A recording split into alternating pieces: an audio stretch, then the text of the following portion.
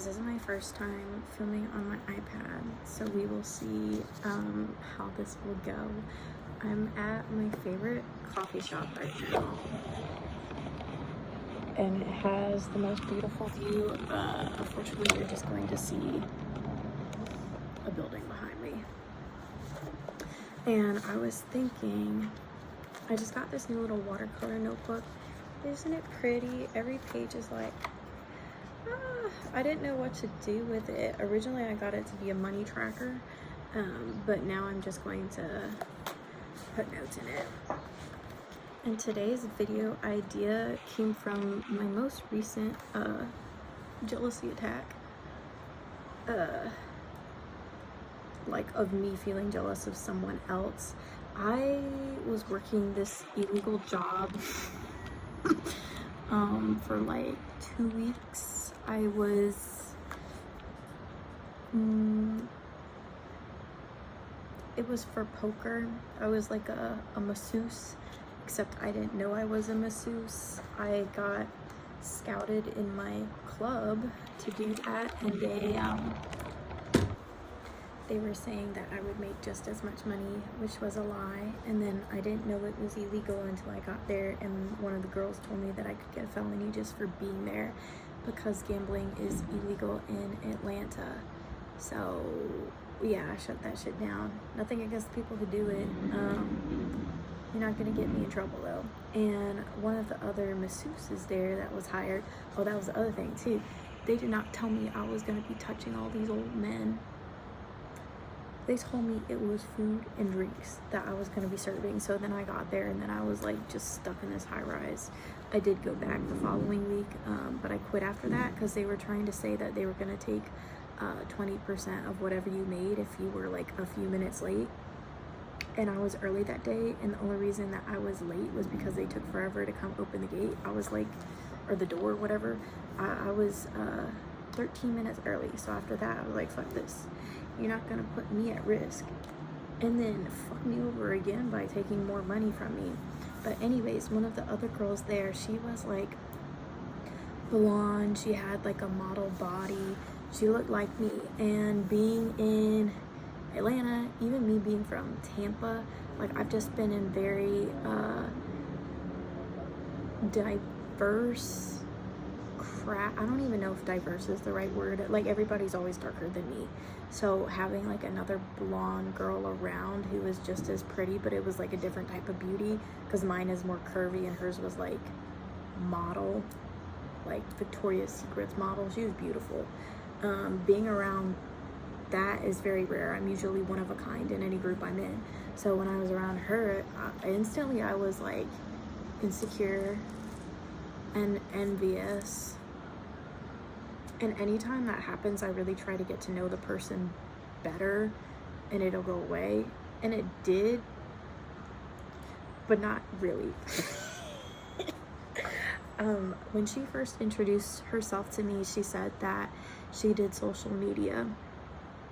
And I don't tell people I do social media. I really should, because I just looked at all of her stuff today, because she was supposed to follow me back and she didn't, and it's probably not personal, and I'm sure she has a lot of people following her, but like I literally told her, like, you can give me your number or your Instagram, because I was like, yeah, I know some people are touchy about their Instagram because they don't want to follow people back because they don't know. So I specifically said, oh, you could just give me your number if you want, and she gave me her Instagram and didn't follow me back, which is fine, but also not fine, because I feel like if you're making a personal connection and you're in a similar workplace, each one counts. Even if you don't like the person, even if you don't plan on being around them, you're gonna see them again. So it's probably an honest mistake, whatever the fuck, doesn't matter. But the point is, she introduced herself to me as doing social media. And then I was thinking like, oh my god, I don't know who this girl is. She's probably somebody big and I have no clue. And the crazy thing is too, she already knew me because she had seen my face before. Where the fuck she saw me, I don't know. It was probably at the club, who knows.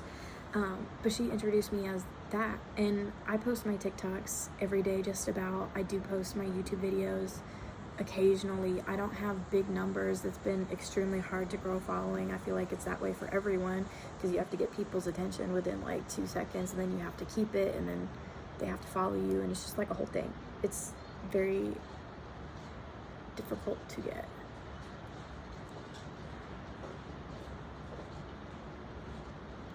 Oh, just the YouTube. I've only had the YouTube for a year too, so I feel like I've just started taking everything seriously. Like, I was going down the music route seriously, but I was not going down the influencer route seriously, which unfortunately in today's day and age, if you're not an influencer, you're just not gonna make it in music.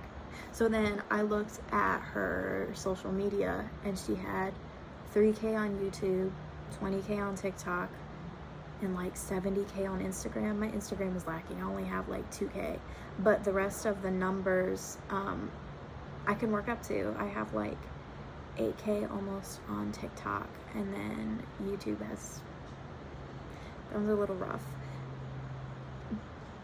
It's not really about her, it's about me and why I can't introduce myself as somebody who does social media when I do take it seriously. And I feel like because I don't see the immediate results or the money, that it's not legitimate work that I do. And somebody told me yesterday too, she was like, you need to get a hobby where you're not like working. And I was like, what do you mean? Like, I make the videos. And she was like, yeah, but that's still work. And it is still work, and I do plan a lot around it. I do have a lot of failed content, but it is still work. And it's like, why can't I introduce myself to somebody like that? Because I think if I tell somebody that and then they look at the numbers, they wouldn't take me seriously. Anywho, I should be doing the same. But yeah, now I'm going to copy her. That has always worked for me. Honestly, anytime I'm jealous of somebody, if I just copy them, because jealousy, it's really you just wanting what they have. And if you copy them, you'll get it. But then I started thinking a little bit deeper on it, because I've just been watching a lot of other people that I've worked with, people who model, who act. And it's like, what do I want people to feel when they watch my stuff? Because I dance, I feel like so many girls that I'm around try to sell a certain lifestyle, and you do have like somewhat of access to that lifestyle, but even though you're around wealthy men, it's not like they're giving you their money. And if they are giving you their money, it's not without dealing with their emotional bullshit and just their bullshit in general. So I don't want to sell a lifestyle, and I want people to watch my stuff and it feel real to them. I don't want people to feel jealousy. Like, I don't want people to feel how I feel watching some people's things that I know, because it's like you see the wealth and the ease, and it's like everything looks perfect, but you don't see them working for it. You don't see them telling you how they did it. And I don't necessarily think I should tell you how I get everything that I get, but I don't think I should present it as something that just like came to me. I don't want to be something that people feel like they have to keep up with. And I will be rich eventually, and I really want nice things, but I don't want people to hate watch me. Like, I have so many people that I hate watch, and I don't want to turn into that for other people. Probably shouldn't admit that.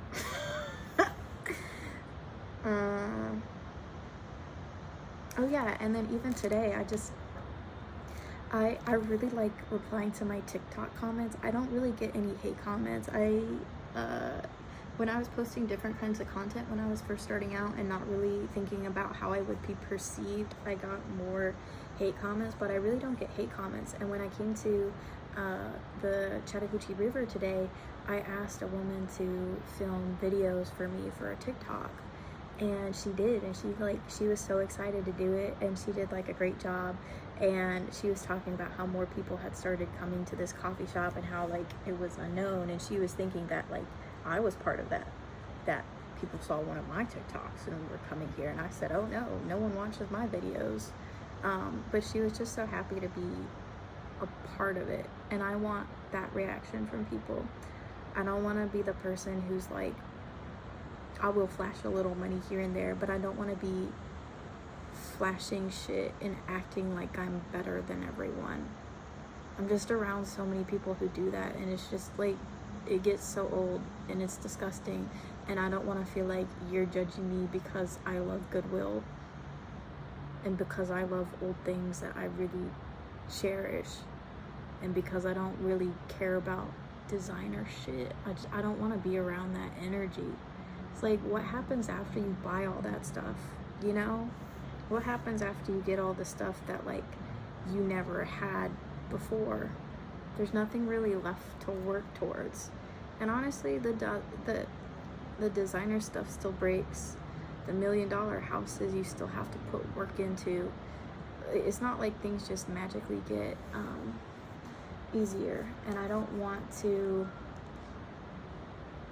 promote a lifestyle like that.